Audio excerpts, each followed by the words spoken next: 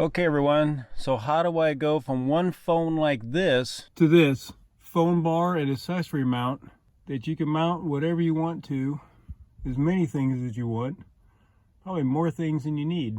So today's video we're going to fab up a phone and accessory bar for your Jeep.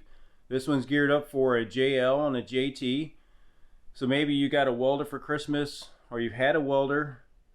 It doesn't matter if it's MIG or TIG, right? If you're good with the stick, use a stick.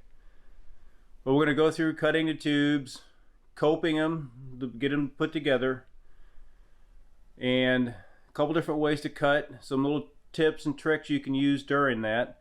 We're going to get it fitted up, and I'll show you some inexpensive mounts so you don't have to go to the actual mounts made for a vehicle. So there's be some other routes there. And if you enjoy this type of fabrication work, it's new to the channel, leave me some comments. I'd appreciate it. That way we can help drive fab work that you want to see. All right, so with that, let's do it. So it's all stuff you can just buy off the shelf. There's one little bit of welding you have to do, and then it'll be in the Jeep in no time flat. Okay, first things first, we got to cut the 5-inch piece. Now there's a couple ways you can cut this. We have a really nice cold saw coming in. It'll make nice ends. Or you could just use a cutoff wheel. I'll show you how you can mark the outside of the pipe as well to make sure that it's cutting all right. I also have some plugs ordered so we can put plugs in the ends and make it look professional. So one of the easiest ways to mark a pipe, now if you have, they make a tape that runs on the outside of it. And when it lines up, it's perfectly straight. You can also use, depending on the size of the pipe, a dollar bill. So you know that if you overlap and it's not straight there, you're going to draw a crooked line. So just line up the end. Now if you've got a saw, you don't got to go through this. So once you have this on, you can just trace around it. So then that gives you the first cut all the way around it. For this, we're just going to use a cutoff wheel, and I'll show you that fine saw later. Now after this video, the next one will be on this welding table that we built. It's got these holes in it that we can just drop these clamps in and tighten up. Makes it really nice. And I'll show you a very inexpensive way on that video to make these clamps.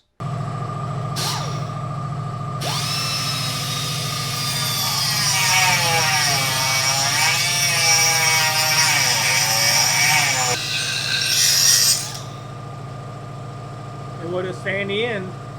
Now if you don't have an air compressor, you can very easily just put a cutoff wheel on a 90 degree and use that as well.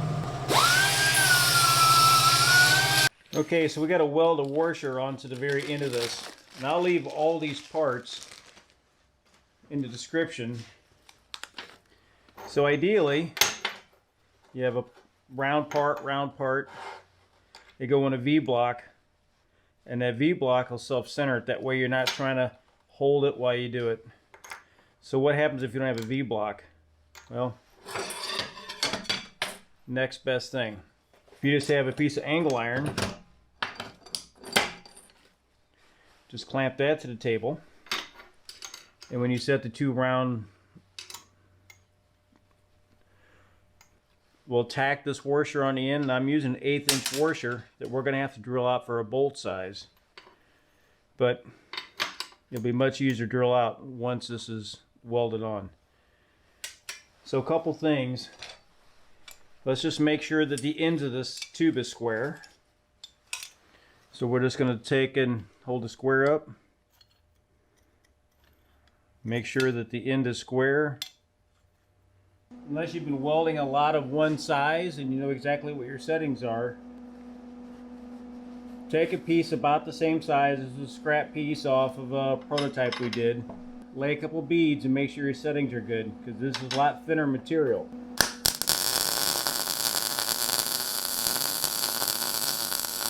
So this is just a little Lincoln 110 welder. So if you got a new welder, or you have a little 110 welder, even if it's a flux core welder, you can use that for this project. right? All right, so on this little Lincoln welder I've got the voltage and the wire turned down pretty low because we're welding on 16th wall. All right, we're welding with C25. We could TIG weld them also, but I wanted to use a welder that most people have in their house.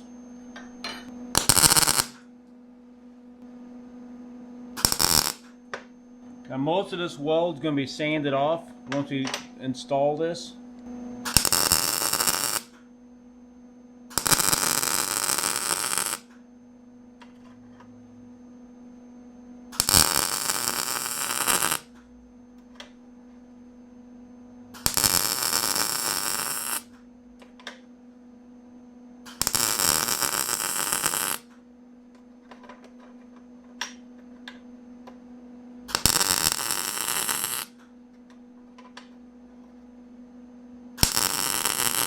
We have to grind off the excess. When these fit up inside the handles on your Jeep, 3/4 is about the largest diameter that can fit up in there. It's just a little bit smaller than the washer that's there.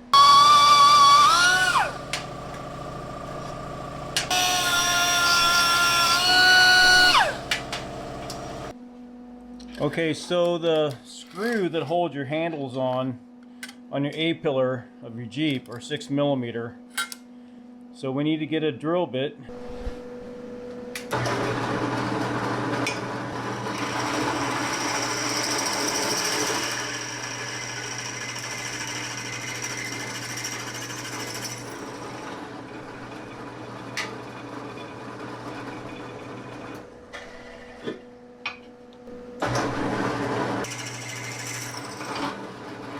Okay, now you could use a hand drill just as well. If you have a drill press, use a drill press.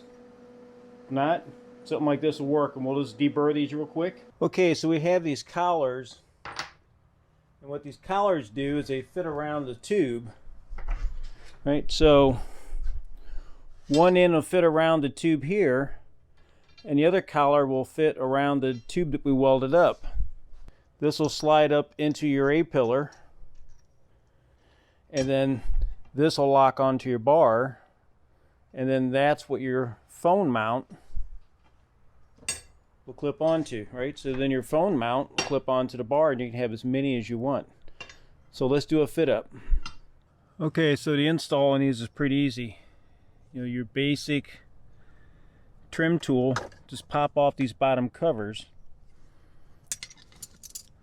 Now you're going to need a long extension to put these tubes in. But up inside of here, it's hard to see.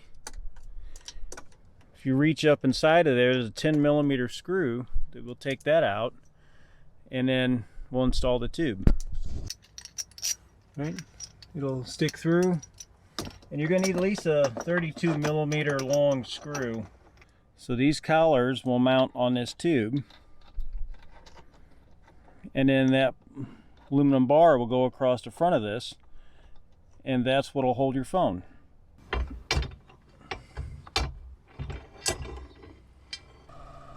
Okay, so if you want to take these out, don't cut them. Right? So if you just pull them a little bit, they'll come right out. They got a little barbed end on them. That way you can just set these aside for later. Okay, so we test fit the bar in the Jeep. We realized that, well, I realized at that time that it was too far forward. So we're gonna have to move the bar back a little bit, which is part of happens when you first mod something, right? So the original design was just gonna be a pipe with the clamps coming out of the A-pillars. So now what we're gonna do is we're gonna attach a small 90-degree piece to it, which gets it back up more on top of the dash where it needs to be. So now I'll show you how to notch a piece of tubing so you can weld them together. Now this will be a TIG weld, and I'll be the first to tell you, my TIG welds aren't the stack of dimes, others are. You know, I haven't been TIG welding that long. As I get better, that'll get better too. I still have practice to do. Now we did get our new saw in the middle of this build, which is a saw's made by Fine. It's a slugger. It's a 14-inch cold cutting saw. Really nice. We got the optional V-block jaws for it. Pretty heavy duty. It's a cast aluminum base. Right, you can see it's pretty stout. It's not a sheet metal housing. And there'll be a full review on this as well. We got the mild steel blade on it. They make aluminum and they make stainless as well. So let's get this new pieces of tube cut, get them notched and get them welded together. Just so everybody knows, we are in collaboration with Trick Tools on the saw.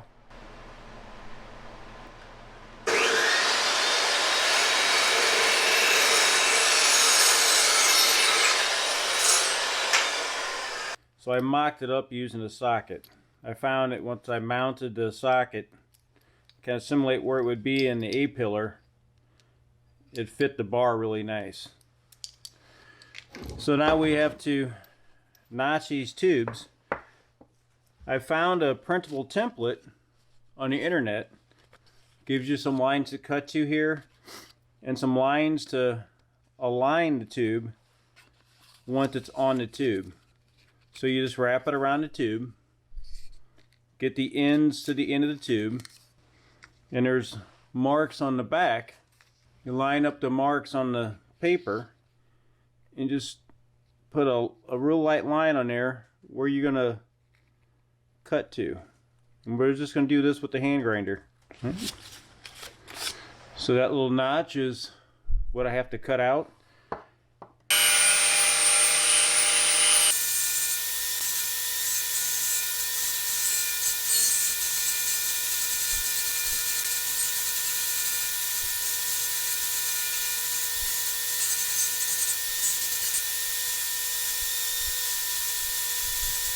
Okay, so we get this roughed in, and then what I do is we'll just take another tube and we'll put it over it and we'll see what area needs removed. So, you know, it looks like we're pretty heavy in these corners here. Just gotta grind it out a little more.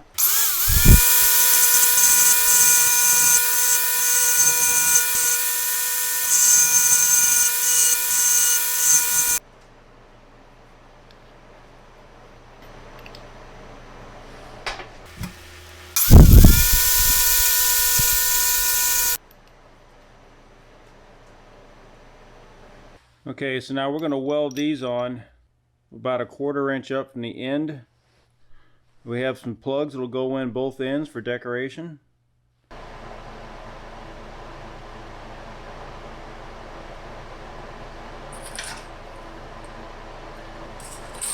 Okay, so let's get this one tacked in.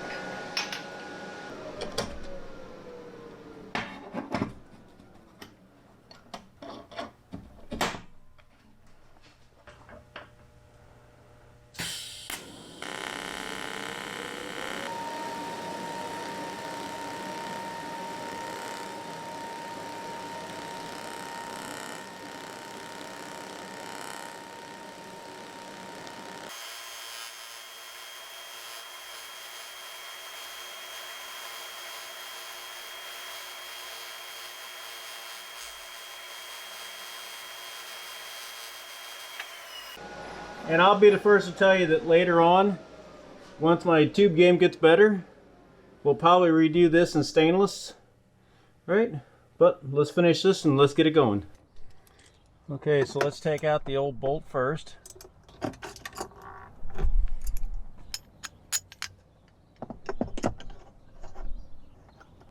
Leave them just a little bit loose because I know we'll have to adjust the angle. Alright, so I'm going to go all the way out to one side. We're going to start at 48 inches.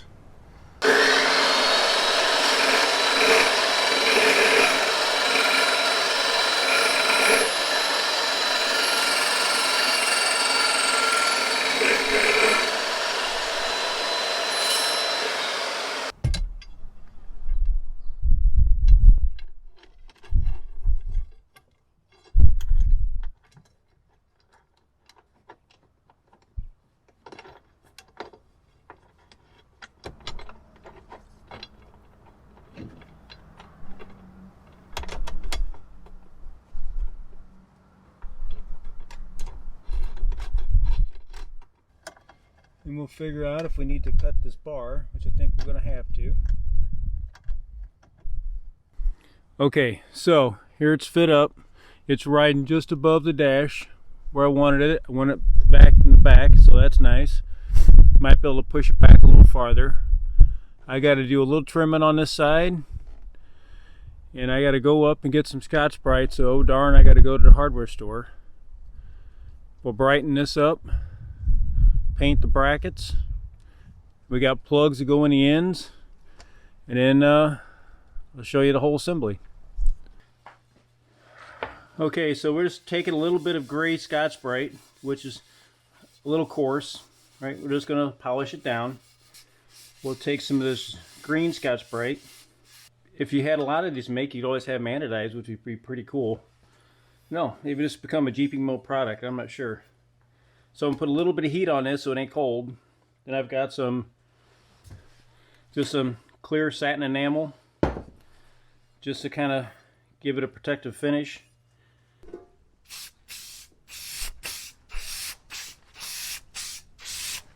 Okay, so we've got the bar in. So now just some finishing details. We bought these plugs that you can just, we'll have to tap those in, right? So those will go in the end, just to kind of give it a finished look, right? So we'll put those on both ends. Same thing, once you're good, push the plugs in.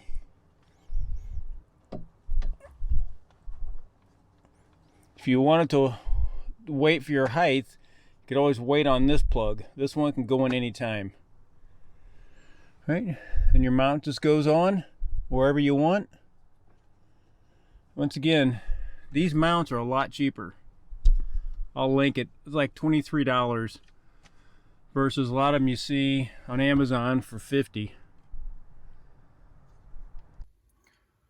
So if you like to see fab work, this is just the beginning of some of the stuff we're going to do on the channel. If there's things you would like to see, leave me some comments or some questions in the descriptions. I'll try to answer them or make them part of the video. So until then, check out some of our merch, and we'll see you on the next adventure. This is Jeep and Mo.